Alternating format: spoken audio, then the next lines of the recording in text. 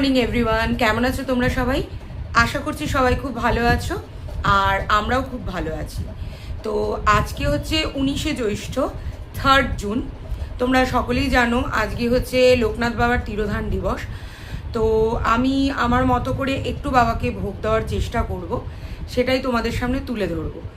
আর সকাল হয়েছে, এখন হচ্ছে তোমার 9:45 বাজে, আর অনির্বাণ জাস্ট ঘুম থেকে উঠলো, দেখাচ্ছি তোমাদের। এই দেখো, জাস্ট ঘুম থেকে উঠলো, ঠিক আছে?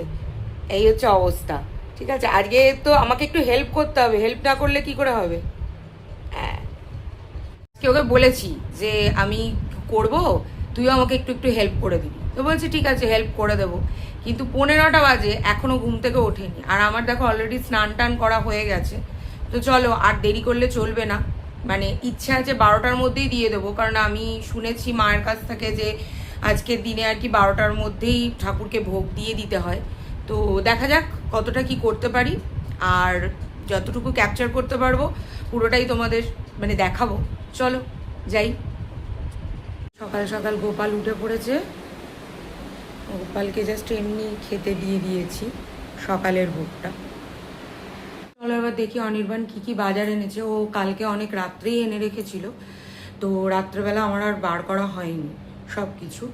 এই সকালবেলা সব বাটটার করে রেখেছি। চলো দেখাই তোমাদের কি কি এনেছে। এই যে এখানে সব রুটিন, সব গুঁড়ো মশলা, আর দুটো তেল এনেছে, একটা লুচি ভাজার জন্য আর তোমার সর্ষের তেল।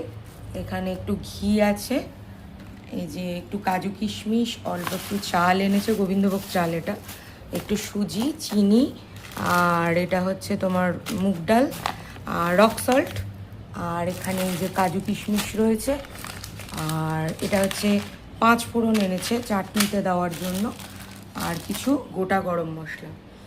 আর এখানে হচ্ছে এই যে আলু আছে, আর এই যে তোমার হচ্ছে টমেটো এখানে, আর এই যে 5 রকমের সবজি, 5 মিশালি একটা শাক তৈরি করব।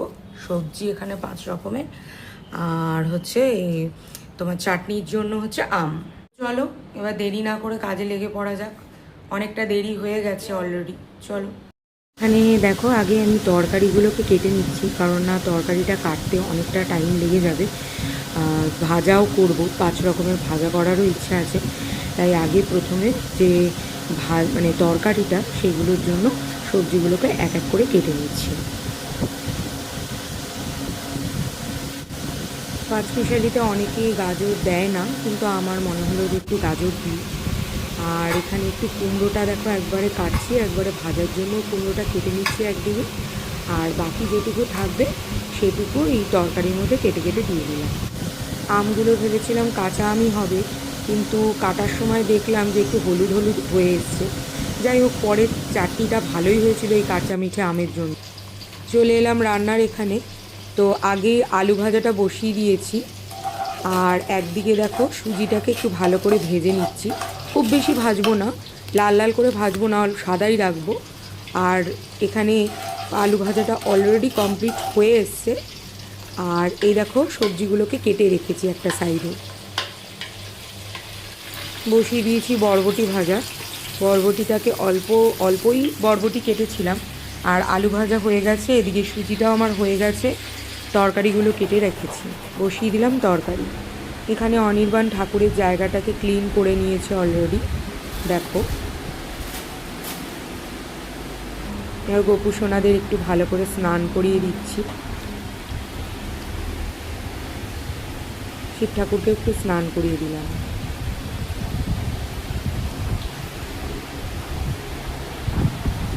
এবার বাবা লোকনাথকেও স্নান করিয়ে দিচ্ছি।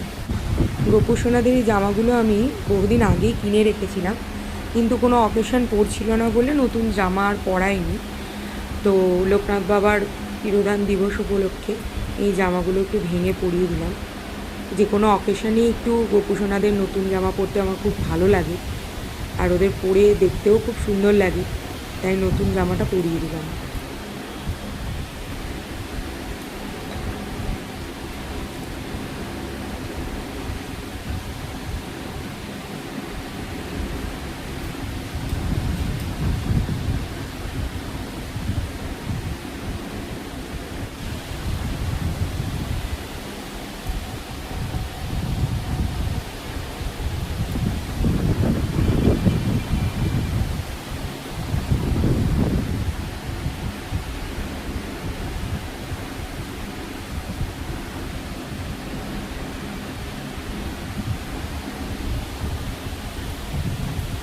এখানে অনির্বাণ চলে এসছে, এবার ঠাকুরদের গলায় একটু মালা পরিয়ে দেবে।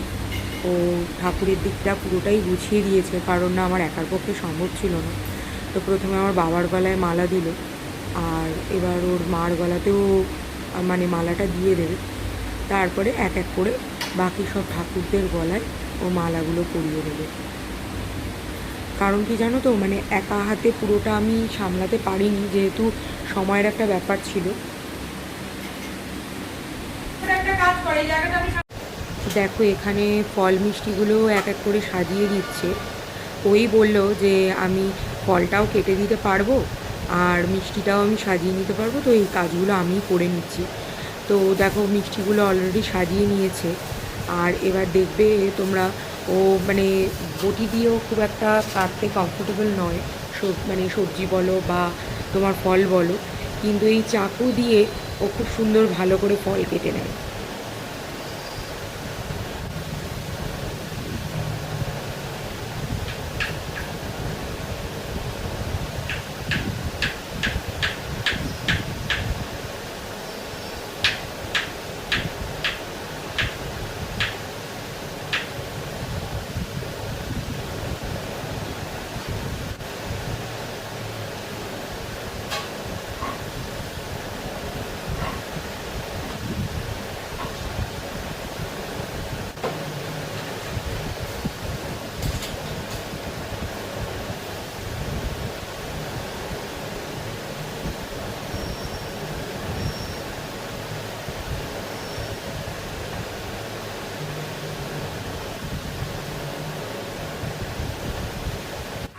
এখানে খিচুড়ির জন্য আমি বাদাম ভাজাটা বসিয়ে দিয়েছি। আর এবার দেখো বাদামটা ভাজা হয়ে গেছে, এবার নারকোলটা ভেজে নিচ্ছি। এবার দেখো অল্প করে আমি ডাল নিয়ে নিয়েছি, ডালটাও একটুখানি তেলের মধ্যে ভালো করে ভেজে নিচ্ছি। আমি ফোড়নটা আগেই দিয়ে নিয়েছিলাম, আর এবার ডালটাকে অল্প করে ভেজে নিচ্ছি। আজকে একটু অন্যরকমভাবে খিচুড়িটা বানাবো ইচ্ছে আছে। দেখো কষানো হয়ে গেছে আমার।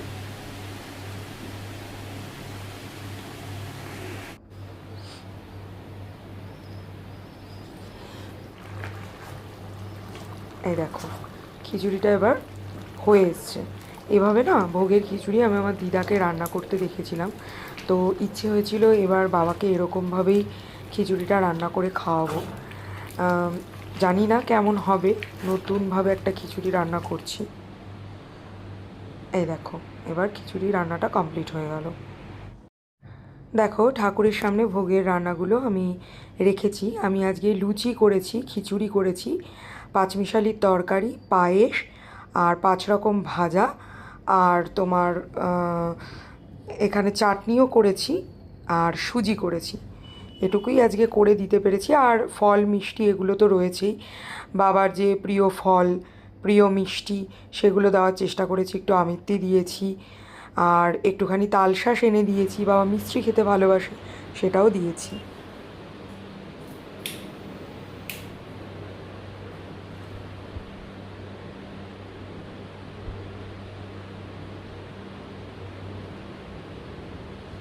গায়ত্রী করিয়া বাবা তাহা খুলে দিল, চারিদিকে এক কথা প্রচার হইল, দলে দলে ভক্তবৃন্দ আসিতে লাগিল।